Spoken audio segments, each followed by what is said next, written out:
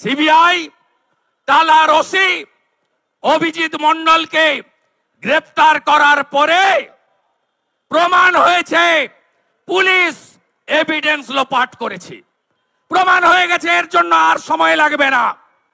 আমি বলি, আজকে যাদবপুরে ওসি অভিজিৎ মণ্ডলের বাড়িতে জয়েন্ট সিপি ডিসি এক গাদা পুলিশকে পাঠিয়েছেন মাননীয়া। কেন কেন পাঠিয়েছেন?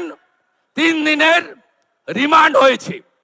ওর বাড়িতে যদি তথ্য প্রমাণ থেকে থাকে লুপাট করতে, আর পরিবারের লোকের মাধ্যমে অভিজিৎ মণ্ডলকে মেসেজ পাঠাতে যে আপনি দয়া করে সিপি বিনীত গোয়েলের নাম বলবেন না।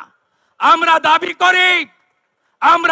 করি রিমান্ডে নেওয়ার পরে কলকাতা পুলিশের এই টিম উনার বাড়িতে গিয়ে আরেকটা অপরাধ করলেন, এভিডেন্স ডিস্ট্রয় করার জন্য।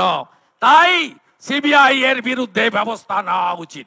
একদিকে উই ওয়ান্ট জাস্টিস, অন্যদিকে কপিল সিব্বলের নেতৃত্বে 21 জন, আর অন্যদিকে টালা থানার রিমান্ডে থাকা ওসির বাড়িতে জয়েন্ট সিপি সহ 20 জনের জাম্বো টিম পাঠানো।